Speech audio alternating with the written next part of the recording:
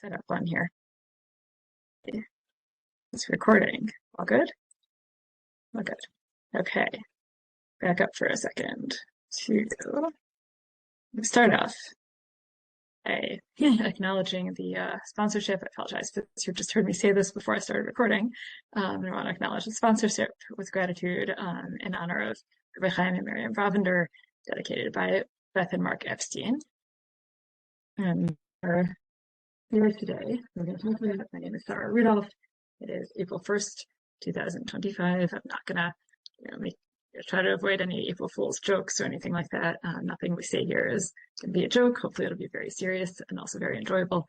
I'm talking about Shulchan Orech. I love that WebYeshiva does this with the, I'm going to share one more, open up one more document to share, see if I can talk and chew gum at the same time, or rather talk and open this at the same time.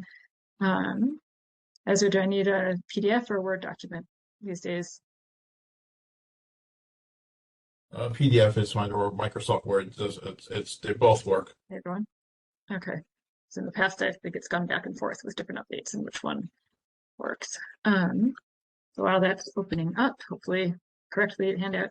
And I love that that WebYeshiva does this with the different, going through the order of the Seder. Each year I've gotten to talk about Korech, and I've talked about Barech, and Hallel. Hallel was a fun one. And it's interesting. So now I get Shulchan Orech, and a friend of mine, a colleague, suggested that I may have drawn the short end of the straw with this, because what can you possibly say about Shulchan Orech? So it happens that I have a lot that I might say about Shulchan Orech. It depends kind of how you think about things. Let me see if I can enlarge this there. So started off with the course description, right? And I wrote the course description before I decided what we were going to talk about today. But it is, I think, an important, a useful, accurate course description to get us thinking, right? We tend to want Shulchan Orech, right? We go through all the steps of the Seder. Certainly, sometimes some people sing them. Each step of the song is kind of long, right? 15 steps of the Seder. I'm really hungry. And or tired by the time we get to Shulchan Orech. It follows Magid.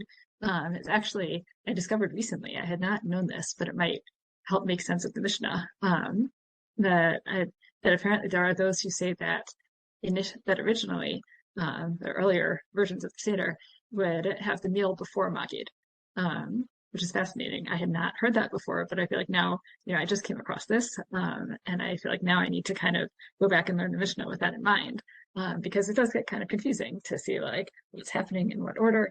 So that's a fascinating thing. But the way that I think most of us do it today, at least, whether or not this is always how it's done, was that we do a lot of talking before we get to the meal, so we're very hungry. And the question is, we get to the meal, right? Is it just that, okay, well, you have to eat, right? So we have the meal and stick it in the middle of the Seder, wherever it seems to fit, or is there something about it, right? But as I said in the course description, what makes this meal different from all other meals, right? Hopefully you see what I did there with the Manitana. And I say, we look forward to eating, presumably, but what is it? Some of the kids might go looking at the potatoes in the kitchen, along the way. So what is it that we're really waiting for? What is it that we're doing with Shulchan Orech? If you open up Haggadah, so there are different ways to prepare for Shir about Pesach and about Pesach Seder, or different elements of it. One way is to open up the Mishnah and start from there. Another way is to open up the Rambam and start from there. Both of those texts, the Rambam obviously based on the Mishnah, but kind of go through outlining what we do. As we'll see, there's not that much that's obviously about Shulchan Orech. The other way to look it up, and we'll see the same thing the way that I did and the way that I present it here, is to start opening Haggadahs. And by the same friend who thought that maybe I had not lucked out. I don't know if there's a word for that, the opposite of lucking out, unlucking out. To fix Shulchan Orech is my topic this year. So she said, I have a lot of Haggadahs. So we looked through her Haggadahs, we looked through my Haggadahs, and I'm going to share a bunch of them. And what they say, if you open up the Haggadah to Shulchan Orech, what will it tell you? The different commentaries and different ways of introducing and describing, giving instructions, right? We all know if you if you've had a Seder before where everyone has a different Haggadah, then you know people stand, cover the mouth, uncover the mouth, pour the cup now, no, don't pour the cup now, right? So there's a lot to learn just from comparing Haggadahs. So we're going to take a survey. There's nothing, organized, let's say, about, well, I tried to put them in a coherent order. There's certainly other ways we could have done it, but there's certainly nothing, organized or set out or thought through about which Haggadahs I include here. It's really just, a survey, right, pulling of handy Haggadahs, right? We pulled off the shelf from my friend. I pulled off the shelf in my own house to see what we could come up with. And we will also hopefully have time to go back and forth a little bit and look at some of those more classical sources also, right? The Mishnah, the Gemara, the Rambam, and see what's behind some of what we're going to notice in our Haggadah survey. Another thing I should mention as a prelude to this Haggadah survey is that you have to be careful, because if, let's say, we have the Barbanel Haggadah or the Malvim Haggadah or the Rapirsh Haggadah, the instructions that are in there were not necessarily originally part of whatever the person is. First of all, some of them are collections, right? Not everybody who's printed as having written a Haggadah actually wrote the Haggadah, but it could be more of a compilation. So we always want to, read those title pages and introduction and publisher introductions and know what you're talking about. But even if they did, right, even if, let's say, the Barbanel or Malvim did write an actual straight Haggadah, the instructions might not be. So some of what we're going to look at is really written by the publisher rather than by the person. So we want to take all of that with a grain of salt. But again, we're just kind of surveying what's out there that's been built over the years of learning and tradition and practice to see what the people say about Shulchan Orech, about the meal part of the Seder. So I'm going to start with actually the Or Sameach Haggadah, which happened to be on my shelf. It was put out by Or Sameach probably years ago, because it's been on my shelf for a long time. And I'm going to put it here. I pointer. Is there, do I have a pointer? I know that was a question. Let's have a cursor. There is no pointer. That's No, you can use your mouse. Really?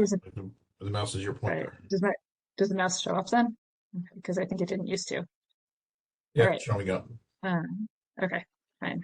So we're at the Or Sameach Haggadah, and the basis at the, in introducing the meal with Shulchan Orech, it says, eating is a mundane activity, right? This is the next thing on the list, right? Matzah, Mara, Korech, Shulchan Orech, right? Now it rhymes nicely in the song. Maybe that's how it got set up in this order, right? But it seems like a very mundane activity. We're just eating a festive meal, right? We do that every holiday. In fact, the activity is so mundane that several commentators wonder why Shulchan Orech is even considered part of the Seder. If it sounds like I'm saying Shulchan Orech, I'm not. It's just hard to enunciate, right? Shulchan Orech is the name of a book written by Rav Yosef Karo. It's a code, the halachic code. Shulchan Orech comes from the same wording, right? The set table, but it's more literal than Shulchan Aruch, which is the name of the book. It just is hard to enunciate it very clearly, but know that we're talking about Shulchan Orech, Shulchan Aruch, and it's hard to understand why it's even considered part of the Seder, right? What does eating food have to do with the Exodus from Egypt? I certainly want to invite everybody, as I always do, to participate. There should be a chat box, even with this recent update where I can't find it. There it is. Yes, there's a chat box. So I welcome you to, share your thoughts along the way. Some of what we're going to say, right, like everyone likes to quote Mesilas Yesharim introduction, where sometimes it's good to say things that might seem obvious, but it's important to say them anyway and to think them through. So some of what we're going to say might be things that all of us would jump to answer to this question of what does eating food have to do with the Exodus, or why is the meal, an important part of the Seder, right? Some of what we're going to say might seem obvious, some of it might not, but please feel free to share your thoughts, whether or not they're going to spoil anything that I have to say, because none of it is going to spoil anything. So we get to it, right? So so we'll start off with that, right? I'm going to share my survey of Haggadah with you. Not all of the ones that I came across, but I want to kind of look at the variety of how Shulchan Orech is described and try to get to what some of the aspects are that make this meal unique, rather than just, we have to eat, so we stick it in there somewhere where it rhymes with Korech. So the Torah Shlema Haggadah, which my friend has, I have to acquire one myself, gets to the point, right? And I apologize for all the Hebrew on this handout. I was too busy collecting Haggadahs to translate everything, or make the layout as neat as I usually like to. So apologies for that also. This is very simple. At the end of Karech, right? That's the end of what we say for Karech. We get to Shulchan Orech. It's not even a whole line, like it's mini, right? Eat and drink as I like. Right? That's it. And then Safun already, right? Which is also short, you notice, because you're just eating. Again, you're just eating, right? The Afikomen, right? The Torah Shlema has nothing to say. Now that makes sense because Torah Shlema is a compilation of Midrashim, right? So ostensibly, there's no like text to, biblical text to analyze and to list all the Midrashim about it, right? But we will see actually that there are some passages in Midrash and the Gemara that one could associate with Shulchan Orech. But the Torah Shlema Haggadah did not. Rabbi Sachs, right, who's known for, or Lord Jonathan Sachs, who's known for having very thoughtful things to say about everything. You have to trust me on this because I had to make it very small to fit on the page, but and crop a lot. But all it says there, even, and again, whether Rabbi Sachs wrote this part or Koren, the publishers wrote this part, I'm not sure, but whichever it is, the festive meal is now eaten. That's it, right? Okay, good. We have the festive meal because it's a holiday.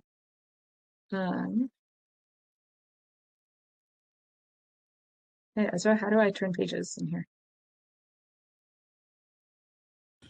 There's arrows where it says 1, right. Yeah, but it's not letting me click. A second.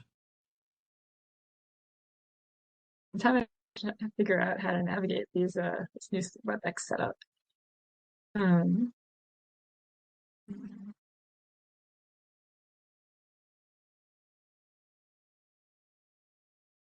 Okay, share it from my screen instead. 2.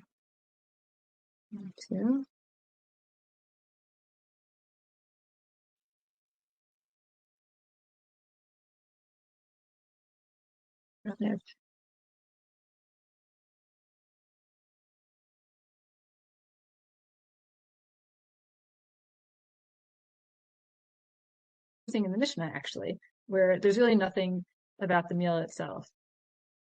So, Ezra, was the recording interrupted? Are we all good? Let's find out. Okay, thanks. So the Mishnah also described, again, earlier than the Rambam, right? The Rambam's based on the Mishnah and the Gemara after it. So the Mishnah also is running through what we do at the Seder. And I'm talking about the part of Hallel that we say at the end of Magid, right? In the bracha at the end of Magid. So it says, different ideas about what exactly to say. And then you pour the third cup and say Birkat HaMazon, Mevarach HaMazono, give the blessing over your food that you ate. Again, where's the meal itself, right? The Mishnah doesn't seem to have anything to say there about the meal itself. Now we will see another part of the Mishnah where it does possibly mention something, but we see already early on, right, a basis for not really having anything much to say about Shulchan Orech. The Reverskin Haggadah offers a few more descriptive words. Is it matchilim as sudat hachag b'simcha b'tuv levav? Right, we start the meal of the holiday meal with joy and good spirits, right? Goodness of heart, right? Again, these are the things that we want to think about. And now I found the chat window. It's the festive meal is now eaten. So Rebecca Kleppner shared that as we think of Seder as a unique Seder, Pesach is a Yom Tov, right? So that's the question, right? Is this Stam Yom Tov meal, or is there something about it that relates to the Seder specifically, right? Is it an incidental? We stick it in the steps of the Seder because it needs to go somewhere, or is it really like part of the Seder? And what is it about this meal that makes it inherently, Pesach, inherently Seder? Right, we're going to skip this one, but Erica Brown speaks really beautifully about the set table itself, right? And sort of contrasts it to the mess of the matzah crumbs and the eating things and everything else. Might be messy, but the table itself is really beautiful and creates a setting. Being gone, and something called the holistic Haggadah that my friend had expands on the experience of the meal in more spiritual terms. Says it's very beautiful, quoting apparently Rav Nachman of Breslov. I say that you should become a person, right? Eat with mindfulness, gratitude and joy, right? These are things we're going to talk about more also, because the way you eat will affect, in this case, they're speaking Kabbalistically about the unification of God's name that comes through doing mitzvos, right? We can also think about it less Kabbalistically and more, or sanctifying the meal, right? There's got to be some sort of tone, right? And that's where we start to get into. We're not just eating and drinking whatever we want. There's something about this meal here, right? So this I got the quote that I give from Rabbi Nachman of Breslov suggests that there's something inherent in eating, right? So again, now we have the meal being holy, being sanctified, but what is it about this meal that makes it Pesach, that makes it the Seder? To go on, the Eliezer Berkovitz Haggadah, they're pulled from, offers a little more and starts to get halachic on us, right? Apparently we're not, again, like I said, we're not just eating and drinking whatever we want, as it turns out, because we have, because we have actually some rules. We have an excellent question in the chat. How do the writers of the Haggadah decide to put the meal at the point where it separates Hallel? So I love this question because it's a very good question. I also love this question because I'm going to borrow it as an opportunity to make one of my favorite points about questions in general, is that sometimes we have to think through a question and get back to the root of it, because Eiferman's question assumes that there's Hallel and we stick the meal in the middle.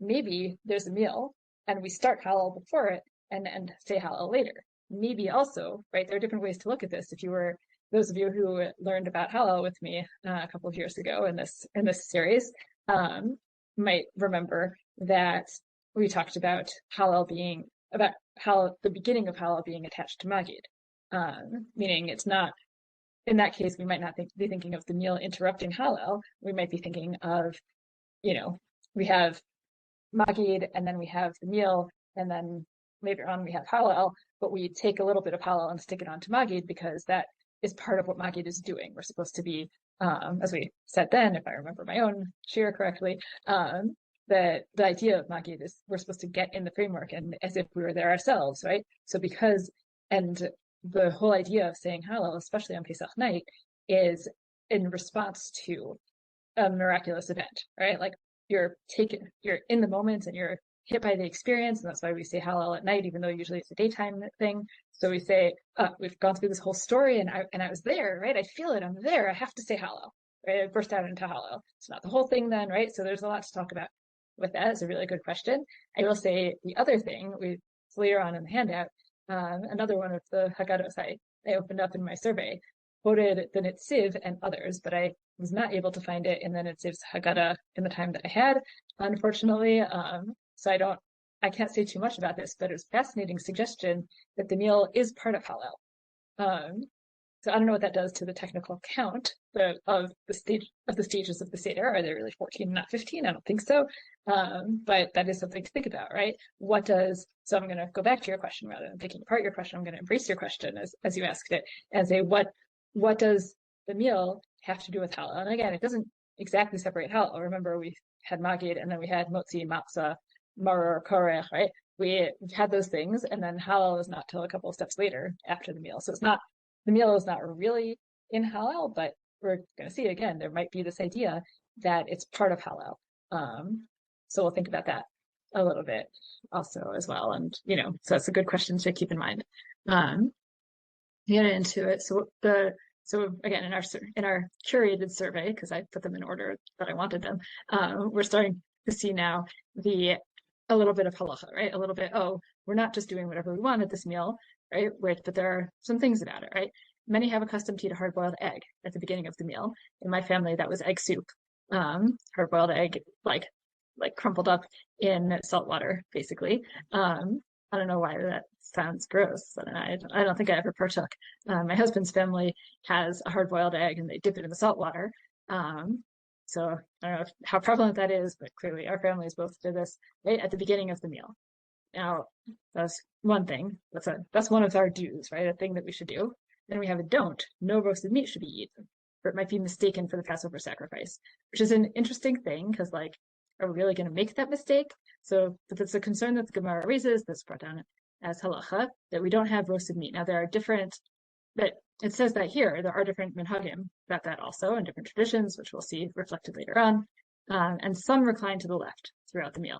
And this is also interesting. Again, if we go through different Haggadahs and different instructions and different ways of presenting what we do at the Seder, so there are all sorts of perspectives and ways to do things. So some will say recline, some will say don't recline, right? Some won't say anything about it. Some will say recline. Some will say it's good to recline, but if it's hard for you to stay reclining for the whole meal, then you don't have to, right? So we have all sorts of options about the reclining. That's not one that we're gonna go into in detail, but that is, a special practice of the meal that obviously comes up, that obviously is deeply connected to the Seder and what we're doing, right? If we're going to recline for the meal, even if we're going to try to recline for the meal, then already we're saying this is not just any meal, this is not just any Yom Tov meal either, but this is our meal that's inherently celebrating our freedom, and part of the Pesach observance and part of that experiential aspect as well of sort of getting into it and really feeling this as if we were there. The roasting thing, so I just put a little bit on here. I didn't want to spend too much time on it, because I felt like spending time on other things. But this is Rambam. I neglected to specify that in here. This is Rambam Hilchos Chametz Matzah, a little bit further on than when we just saw. It says Makom shenagu le'achol tzli b'leilei Pesachim ochlin. In a place where the custom is to eat roasted meat on Pesach, eat it. In a place where the custom is not to, don't. Right? And it says Gezerah, it's a decree that was made, at least in some traditions, whether it's, how it plays out in practice, depends on your tradition. But the concern was, lest people say, this is the meat of the Pesach sacrifice. And, when we get to that part with of Rabban Gamliel, it says we have to be sure to say these three things, right? And one of them is matzah, but we don't, and for each, matzah, maror, and Pesach matzah and maror. I said out of order, so that messed me up. We point to the matzah and the maror, but we don't point, right? And every Haggadah with instructions worth its salt will tell you also, right? Don't point to the Pesach, to the zroa on the Seder plate that represents the Korban Pesach, because we don't want to give any implication that this is the Korban Pesach. We want to remain very aware that that's not it. There are other details about the roasting and the not roasting and the different customs. I want to talk about the egg a little bit. In the egg, we can find an allusion, perhaps, right?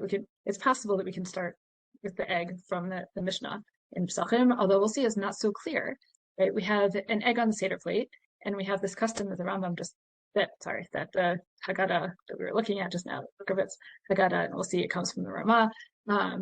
They mention this custom to eat an egg at the beginning of the meal. So we want to talk about where these eggs come from, right? Again, we have an egg on the Seder plate. We have an egg at the beginning of the meal.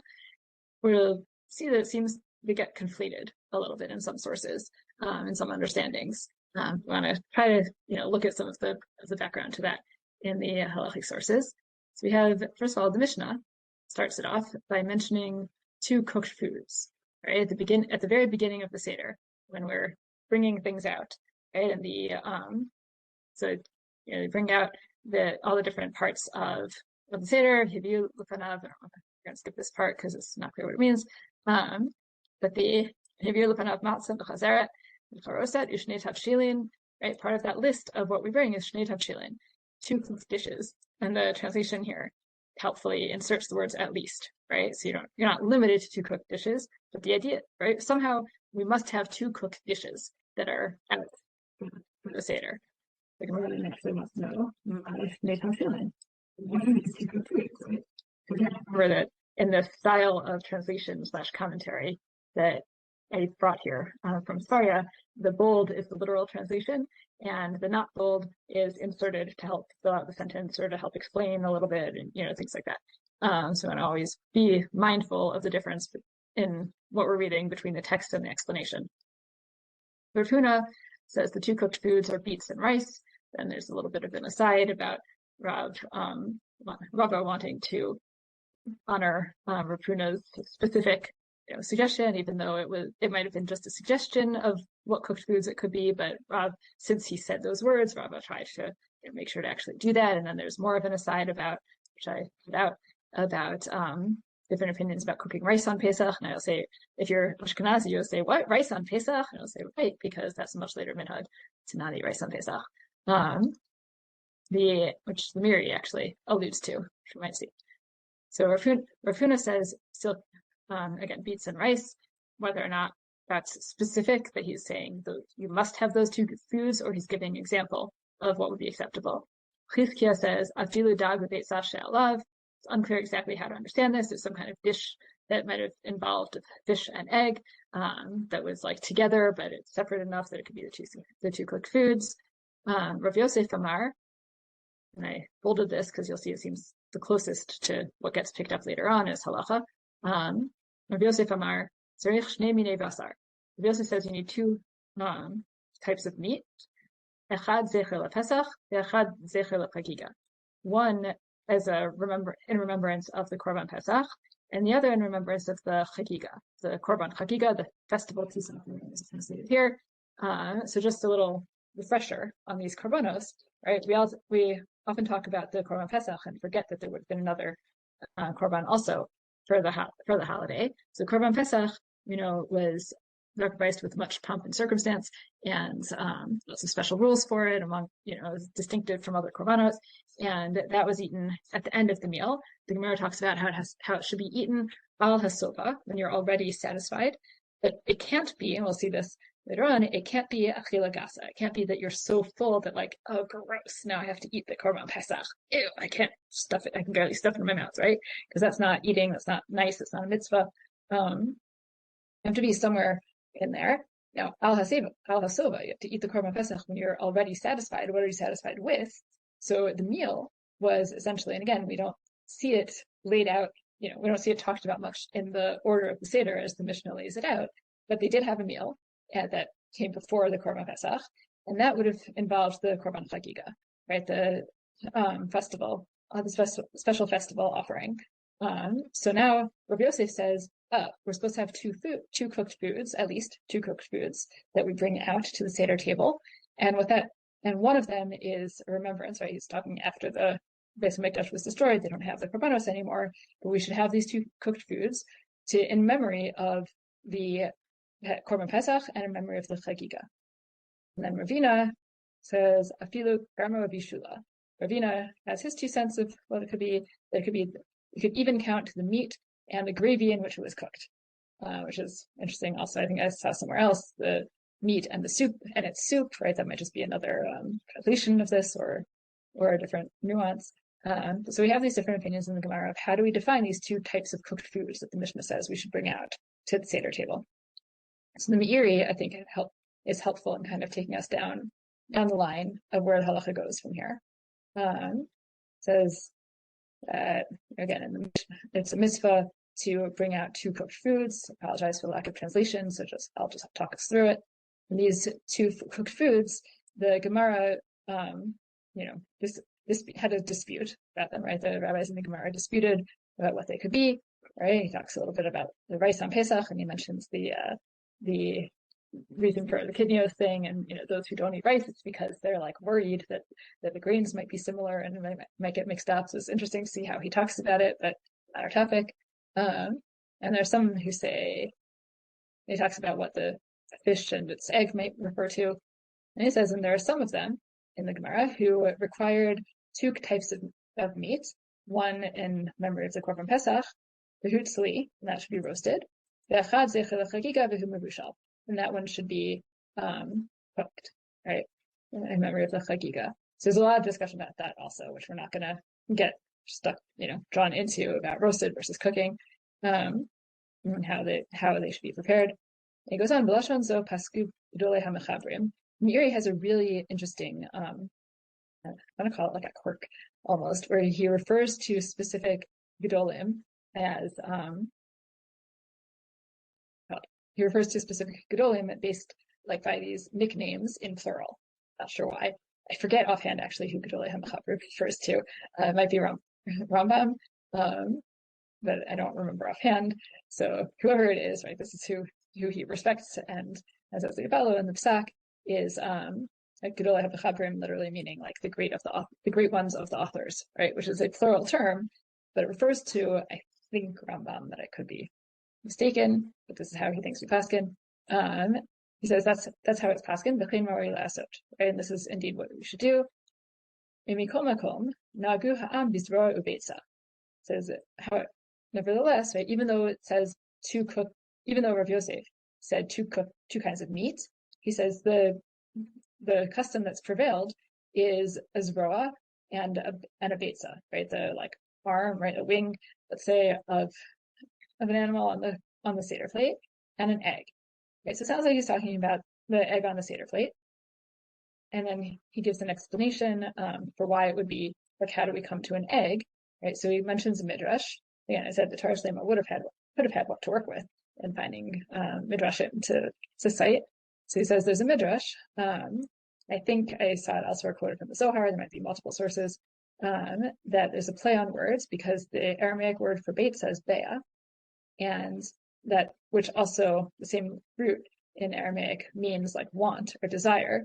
To say the idea is that God should want to redeem us, right? Or ask, it could also mean ask. We're asking God to redeem us, right? Something about this beitza, right? That we use the beitza to in place of as a remembrance for the chagiga that we don't have, and we say, as a sort of play on words, an allusion to something that we're missing, right? We want God to redeem us further. We're praying for God to redeem us further, presumably, and he doesn't say this here, so that we can then have the chagiga, again for real, right? With the rebuilding of the Beis Hamikdash. He says something very interesting. It says if we're talking about this egg being, and again, I think that the sources kind of get conflated later on, whether some of this is referring to the egg on the Seder plate or the egg or a separate egg, right? Is it all the same egg? Do we eat this egg from the Seder plate at the beginning of the meal, or are they different eggs, right? Like what represents what? This is something very interesting. If we're talking about the egg as representation, as a memorial for the Korban Chagiga, the Chagiga was not sacrificed on Shabbos. If Pesach fell out Motzei Shabbos, as it does this year, he says that then the custom would be, and others dispute this, but the Meiri at least says in that case, ein noagin b'beitza, then we wouldn't have this egg. Sharei Chagiga ein adocha Shabbos, because the Korban Chagiga that the egg represents doesn't push aside Shabbos. So there would be no chagiga if Pesach is on Saturday night because you couldn't sacrifice it that day on Saturday. So then if that's what the egg represents, then you don't do it. Now Tosfot have a great sort of note on that I'm not quoting the Meiri, but but on the same issue, right? They'll also point out that that in that case, that if the 14th, right, or Pesach is on Shabbos, then maybe we shouldn't have the egg. And they say, but you can do it if you want. We're not worried for you to do it. It says, "Ve'in shum chashash iman rosin, afagav lo tzarich." Says there's no concern if you have the egg, even though it's not necessary, because what's going to happen? He says there's no concern, right? And a lot of this again has to do with concerns, right? We don't have roasted food in those places where that's the minhag, because we might, accidentally come to think that it's the Korban Pesach, that it's like the Korban Pesach, that it is the Korban Pesach, and we sometimes don't want to do things because we might come to make an error in the future, right? He says we're not worried about having. He says that there might be a reason. He says there might be a reason to say that you actually need to have the egg, even if it's on Saturday night, because out of concern that you might not do it other years on Pesach, right? If we skip the egg this year, we might forget to do it next year, right? He says there's no concern the other way around. If we say I don't have to do the egg because it represents the chagiga that wouldn't have been brought on Shabbos, so but I can still do it. He says I'm not concerned about if I do it when I don't need to, because there's no there's no concern. Shema Yivana Beis Hamikdash v'yomru eshtaked asinu zecher l'chagiga b'Shabbos v'hashtanami nakriva b'Shabbos. Says there's no concern that people are going to say when the Beis Hamikdash God willing is rebuilt that, oh, last time we did the zecher l'chagiga, we had the egg in remembrance of the chagiga, even though it was Shabbos. So now we'll also bring the chagiga on Shabbos. Says that's not going to happen. That's not a concern. Because bringing sacrifices is like given over to the responsibility of zruzin, of like people who are zealous in mitzvahs, basically. Like they're going to pay attention. And moreover, they say, and more, in fact, once the Beis Hamikdash is rebuilt, Moshe and Aaron will be with us. I don't know if that's a universal perspective, but at least it's reflected here. And they're not going to make this mistake. But if somebody doesn't do these two cooked foods, and I assume they're still talking about on Motzei Shabbos, then we don't yell at them for it, right? So it could go either way. So I just like that line about, what what might we be concerned about or not concerned about? We might be concerned that if I skip the egg this year, I'll forget to do it next year. But we're not going to be concerned that if I do the egg this year, then when the Beis Mikdash comes, I'm going to think I can also sacrifice the Korban Chagiga on Shabbos. So we're not so crazy in our, we don't do this thing lest we whatever. We go on. So the Shulchan Orech, moving down the road of development of halacha, Shulchan Orech, himself, Rabbi Yosef Karo, doesn't mention any of this. He talks about the issue of roasting, as we saw about earlier, but the Rama pipes in and says, "Noagin b'kitzat mekomot le'echol b'suda beitzim." Says there are custom in a few places to eat eggs at the meal. Now this is where it gets interesting because we talked about two cooked foods, one of them perhaps being an egg as a requirement, right, that we must have. The Rama now is talking about a minhag that some people have to eat eat eggs as part of the Suda, right? This is where we're not quite sure, is it the same egg or is it other eggs that people have accustomed to eat? And he gives them other reasons, right? Zecher la'avelos, in commemoration of mourning, right? Why mourning? So he gives two suggestions. One of them, he says, Nira li hatam, seems to me is the reason to have this symbol of mourning on the, as part of the meal, is that Leil Tisha B'Av, right? The Tisha B'Av always falls on the same day of the week as Pesach. I've not checked this out in the calendars, but I believe it to be true. The Tisha B'Av is always the same day of the week as Pesach, and that's sort of a connection. Now, is that a good connection, right? Like, why would we want to connect Tisha B'Av and Pesach like this? So I think it could go together, right? He says va'od, like he's going to give another reason, but I think really they could go together.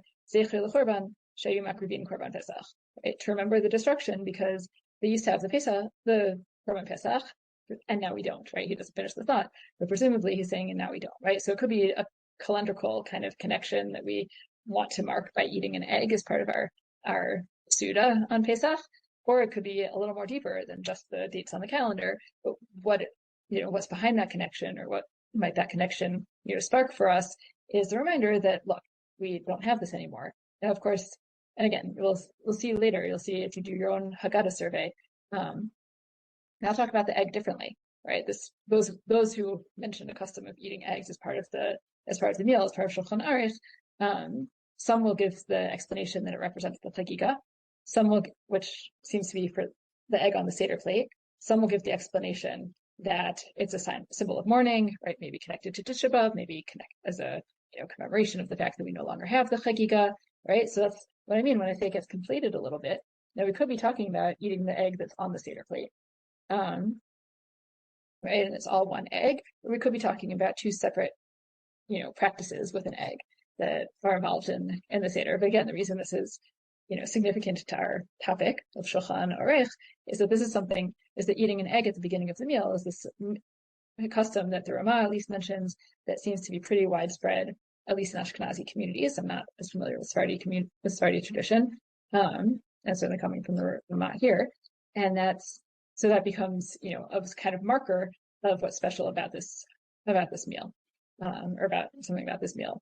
And again, so and the Gra seems to be one who gives it as the same reason, right? He said, when the Rama says no hagin, that we have this custom to eat an egg at the beginning of the meal, the Gra says, so the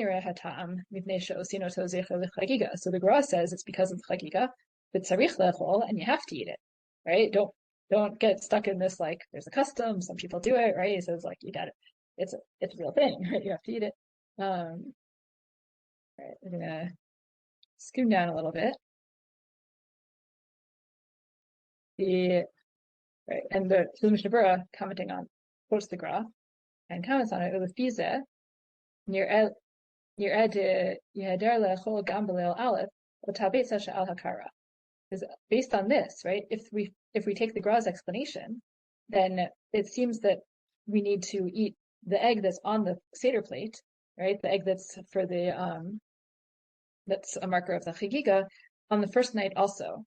I'm sure my family is not the only one where hey, we kind of roast an egg and use it both nights. Typically, I see someone mentioned the roasting the egg. So yeah, it gets to be tricky because the Mishnah, remember, said two cooked foods. So there are some who say don't roast the egg, or we have to. And we're talking about real two cooked foods like cooked in water, but other ones say, and that's possibly why we end up with a hard-boiled egg that we also roast, right? So I don't want to get too stuck in the recipes and the details of how different families do it. But yeah, that's where it comes from.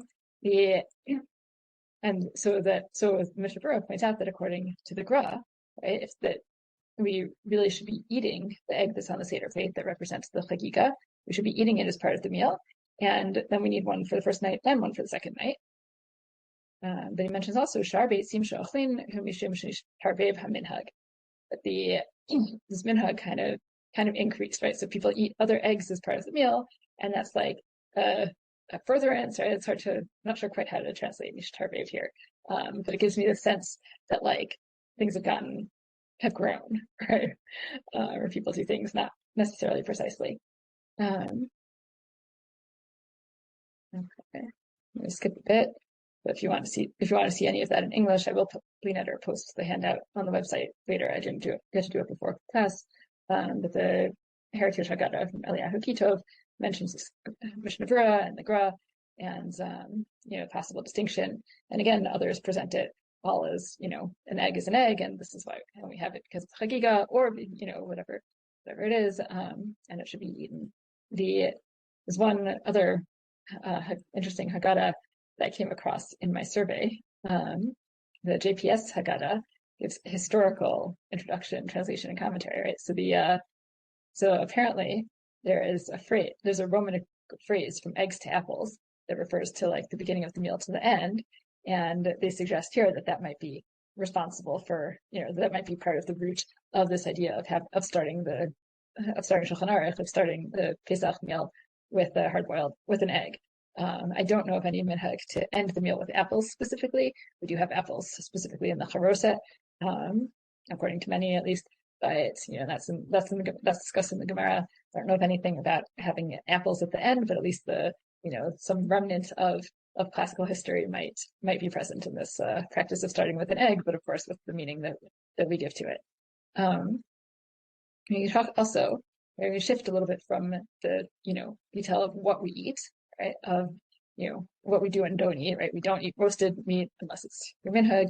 We do eat an egg if that's your minhag, right? Or maybe not dependent on minhag. Maybe we have to eat an egg to represent the chagiga. So we shift to some more of an overall kind of tone or context of the meal, and note that you'll see in a lot of the Haggadahs, a lot of the instructions, a lot of the writings about Shulchan Orech that do exist, talking sort of what should it be like, right? It should be festive. It should be eaten with joy, right? Now there's another responsibility that's mentioned here that we didn't talk about, to another don't eat, right? To not become too full. It's actually, I think it's the Chayei Adam who says that it's a good thing to be makil about eating the egg. It's a good thing to be lenient about this egg and not eat an egg during the meal, because it's just another food and you're going to end up being too full for the matzah, right? And it's going to be a chila gasa, right? It's like disgusting eating by the time you get to the afikomen, and that's not how we want to do it. We want to make sure that we hit that appropriate balance of being full but not grossly full when we get to the afikomen. So I believe it's the Chayei Adam who says don't have an egg, right? So that's also part of the do's and don'ts of the actual eating, what we do and don't eat in the meal. And then this Haggadah, at least, right, I neglected to record which one it was, says you speak words of Torah at the table, preferably about the story of Pesach, which is an interesting thing because, again, we have different perspectives, right? So what is it? If we're going to talk about what we should talk about at the meal, what sort of, experience should this meal be? Down a bit. So we could say, tell the Pesach story, right? Now that's great, by the way, for those of us who get a little bit, again, maybe impatient during Magid, and even though, of course, the whole point of Magid is to tell the story at length, right? And Kol Hamarbe Hareza Mishubach, the more you do it, the better, right? And yet, sometimes we don't want to hear everything that everyone has to say that, depending how many kids there are with their Haggadahs that they made at school and how long they are, right? We want to hear it all, of course, but then maybe we'll say, let's talk about it during the meal, right? Let's save it for the meal, right? So apparently, okay, good, right? So maybe that's what we should be doing, because again, what makes this meal part of the Seder and not just any old meal or any old Yom Tov meal even? So number one, we might be reclining, or we might not. We might start it with an egg. We're careful about not having roasted foods. We might be careful about not dipping anything, because the Mishnah talks about dipping twice, right? Not 3 times or 4 times or 5 times, right? So some are careful not to dip anything. It's another one that comes up. But now more broadly in terms of the experience of the meal.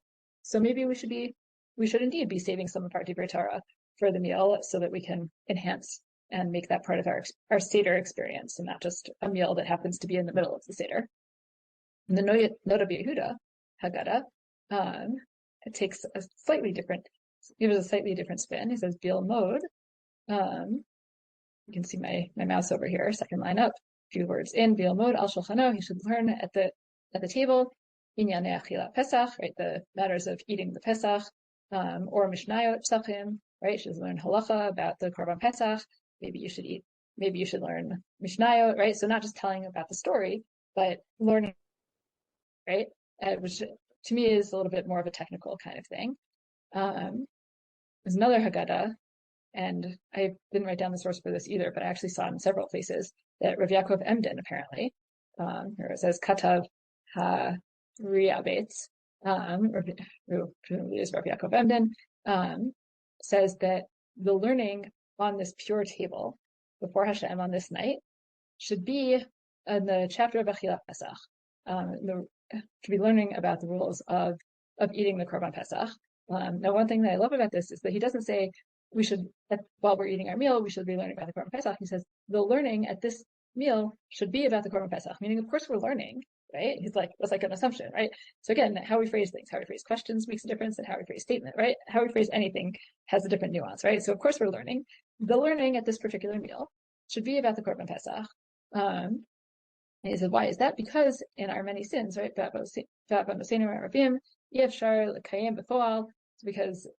don't have the Beis Hamikdash, so we can't perform this mitzvah in action, right? So we have to do what we can as a memorial, the Shilam Sfatinu, with the payment of our lips. Now, what's he talking about? And again, this same idea comes up elsewhere. This beautiful pasuk in Hosea. I put two psukim in here, but it's really the second one that we're referring to. It's a passage about tshuva, right? Return to Hashem. This is a passage that I had to memorize in high school, so it feels very, very special to me from that also. And so when you do tshuva, right, you've messed up. So take words, right, and with these words, return to Hashem and say to Him, "Kol tisa adon v'kach tov." I'm not going to try to translate this right now because it's complicated. V'nishalma parim sfatenu, and our lips would pay the cows, which is understood to mean, as translated here, in fed bulls, we'll pay the offering of our lips. And the idea, as it's come down traditionally in the pasuk, is very beautiful. And again, when we can't bring the cows, right? When we don't have the cows, we don't have the korbanos, right? The cow, the goat, the sheep, whichever korban we're talking about, we're going to use words instead, right? There's a beautiful passage in the Gemara in Yoma that talks about this pasuk and says that it shows a difference between human kings and the divine king, right? God. Why? Because human kings, you don't really know what they're going to accept from you, right? Maybe you can talk him down. He's upset with you, right? Maybe you won't be able to talk him down, right? But Hashem says, yes, give me words, right? Give me words. I want words. Words are great. And not only that, but you can use words and you'll be considered as if you brought korbanos, right? Shneimar v'neshama parim sfatenu, right? So there's this idea, and the quote here from Rav Yaakov Emden points out that we do this all the time, right? We recite korbanos in the morning, every morning, and there are other places in liturgy that we do this, right? In the Musaf, Tefillah, right?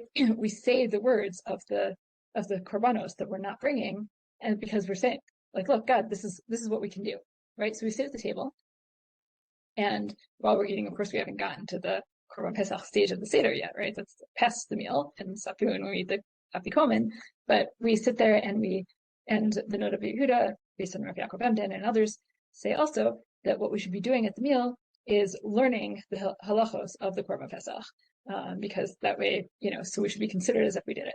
And on the flip side, right? So that's very technical, right? He says, learn Mishnayot, learn halacha, right? Fulfill the Korban as best we can, right? And this, verbally, since we can't do it in reality, in action. Then there's a Breslov Haggadah I came across, and again, lots of different perspectives on so many elements of the Seder, like so much else in Yiddishkeit. And the Breslov Haggadah, of course, says during the meal, many sing various songs, all with great joy over the miracles God has wrought for us. Right? Others recount many additional stories and ideas presented in the Haggadah and expound on this again rather than earlier during the recital. So we have a source here. Yes, tell the kids, we'll save that one for the meal, right? But I think again, right? So some will say, how do we make this meal, right? Shulchan Orech, right, is part of the Seder. So what is it about it that's inherent and meaningful as part of the Seder? Maybe that we're learning, right? Maybe that we're learning the halachos of the Korban Pesach, right? And maybe that we're doing what we can to fulfill what we can, as if, right, Kilo, we could fulfill it. Maybe we should sing, right, and connect more spiritually in that sense. So different, we have the Litvish and we have the Hasidish perspectives. Certainly, there's a great story in here also in the Breslov Haggadah, but I'm going to skip it. We get to the Mitsuda linear Haggadah, which I've had for years also, and just came across the gem that I mentioned earlier. This idea that, in fact, since Hallel Psalms are said before and after the meal, the Netziv and others, again, I still need to find the source, so we'll take it from here, for what we can, consider this meal to be part of Hallel, a distinct act of praise. Therefore, we should sing Zmiros, songs of praise, right, and discuss the laws and legend of Pesach and refrain from idle conversation.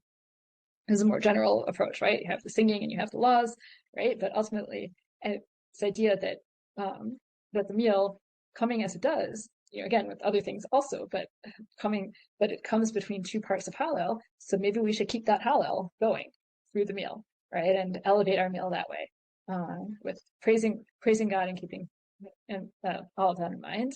There are others that I've seen that talk about having the meal in a festive spirit and sort of in appreciation of everything that God gives us, right? Which again relates very much, right? If we can keep that in mind, that's where I mentioned the word mindfulness before, and I'll bring it up again now, right? If we talk about keeping in mind and sort of maintaining that awareness of where we are and what we're doing, right? Again, it's not a break in the Seder, and I've seen there's another Haggadah from my survey later on that says explicitly, make sure that it's not a break in the Seder, right? It's not. It's part of the Seder.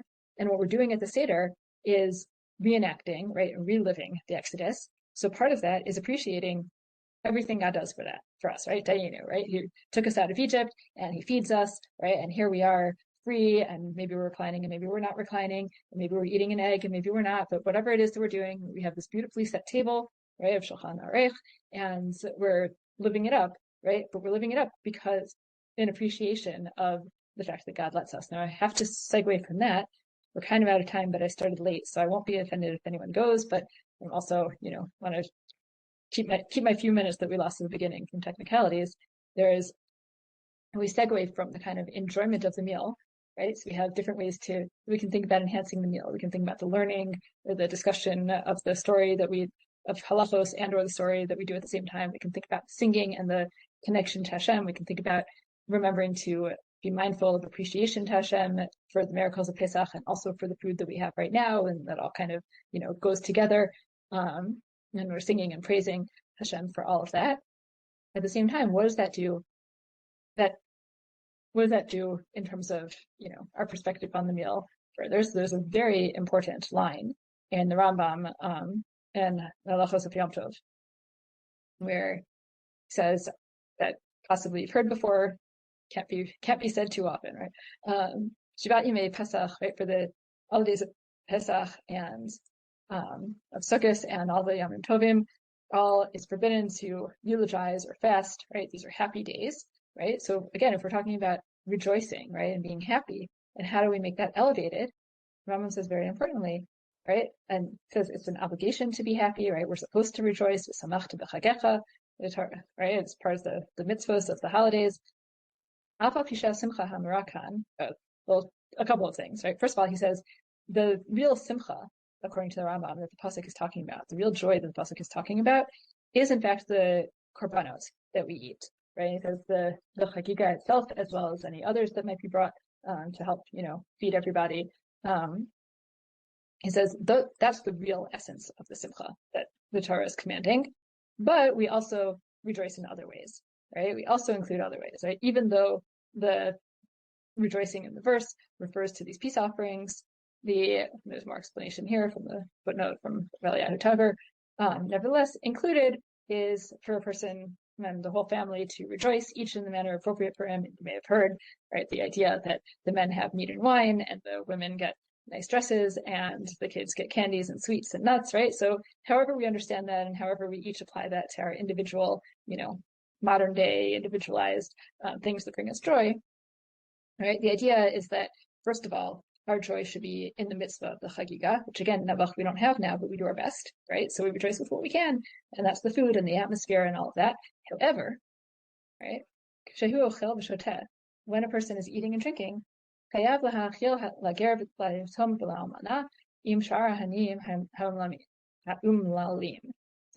you gotta also feed the orphans and the converts and the widows and anyone else who's poor or needy, right? And there's a big push in a lot of communities lately, I think, to sort of remember people that we might not always remember in times of joy. And you see it with the initiatives to remind people to, like, when you're giving your mishloach manot, you're going to give to all your 100 of your best friends, give one to someone who maybe doesn't have 100 best friends, right? Who's might be having a hard time or might get neglected by the community, unfortunately. So these are times when we can remind ourselves to not let those people get neglected and to look out for them. And the same as with Shabbos meals and Yom Tov meals. So I think my community in Cleveland has been making a lot of pushes for this sort of thing lately, to remember that, and others I think also.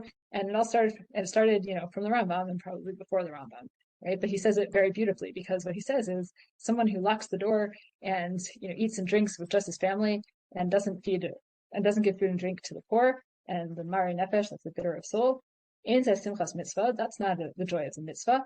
Ela simchat krisa, rather it's the joy of his stomach, right? Or the joy of his gut, they translate it here. And that's something that I think, obviously the Rambam is saying it about all chagim, but in particular, when we come to the Pesach Seder, right, where we start off Magid with halach ma'anya, right, and we say kol dichrin yesei v'yechol, anyone who needs should come and eat, right? And this is something that is inherent, that is or should be inherent to our meal. If you think about, what are we doing? We say it. Everyone wants to know, why do we say that at the Seder already? Like, we should have invited people before the Seder, right? So they would have time to come. But there's something about it that I think helps with sort of setting the tone again for our meal, right? To remember that this is something, right? To know that we're going to say that everyone should come. To remember what the Rambam is saying.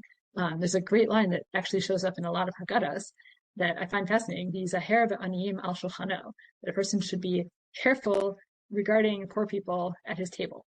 And the wording fascinates me.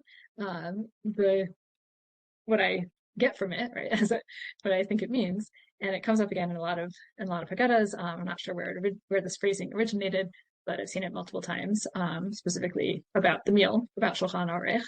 And the idea, I assume, is that a person should be cautious regarding poor people at his table. Make sure to have poor people. Make sure that you're providing for others and not just for yourself, because that's ultimately what the simcha is. So again, we're not just having a meal that happens to be in the middle of this ritual.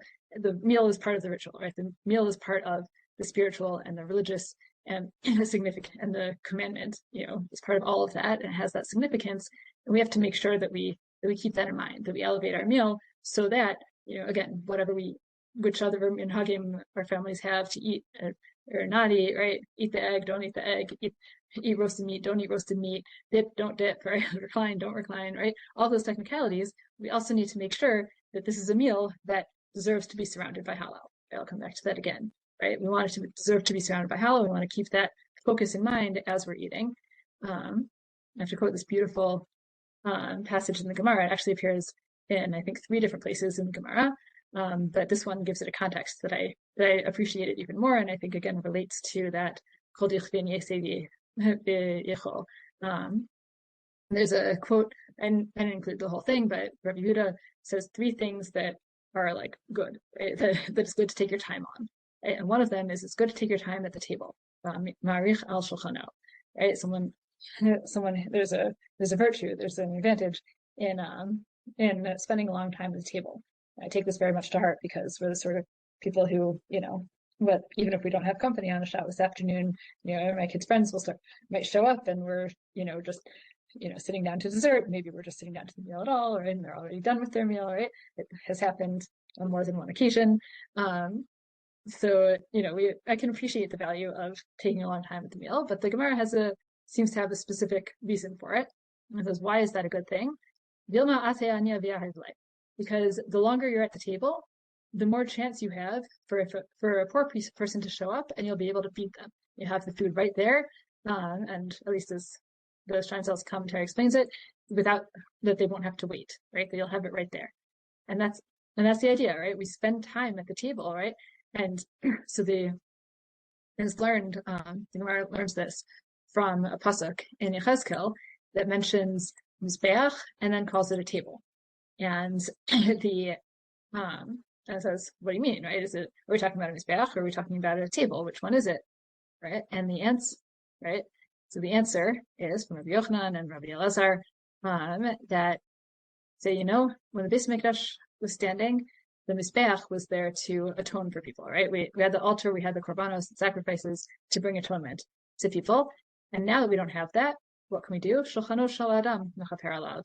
And I think this is a really beautiful thing. It's a really beautiful concept to me. The idea that our table can become elevated again and enhanced in a way that can actually serve as atonement in place of the altar. And I think that goes back to the idea of learning the halachos of the Korban Pesach at the table, right? In an almost more, I'm not to say literal, but close to literal, or more direct sense of making our table like a mizbeach and a means for atonement is to actually learn about korbanos and learn about the mizbeach over the meal. But also more so, the context here and all the commentaries on the parallel passages also say it there too, that the way that a person's table can atone for them is by feeding poor people, right? Is when you use your table, when you use your food, when you use your opportunity for eating as an opportunity to feed others as well. So again, that really comes across in the context here, and in the Gemara in Brachos, but the same idea is expressed in the Gemara in Chagiga. Rashi makes the point that that's what we're talking about. We're talking about having guests, and other passages in Menachos, I think, all the same idea. The Ben Yehoyada, which is a commentary that I really, discovered on Svaria, but he says something really nice here. He says, why is it? It could have just said that why does the Gemara say that spending a long time at the table is, such a great thing, right? Why not, if the point is to feed poor people, why not say feeding poor people is a great thing, right? Like why not cut to the chase? So he says to give someone food. I see that people are leaving. Excellent. Enjoy. Thank you for joining us. I'm going to keep talking for another minute or two. He says feeding someone when someone shows up, right, is not itself a great thing, right? Because that's just common courtesy, right? He says you have to, right? It doesn't show anything, right?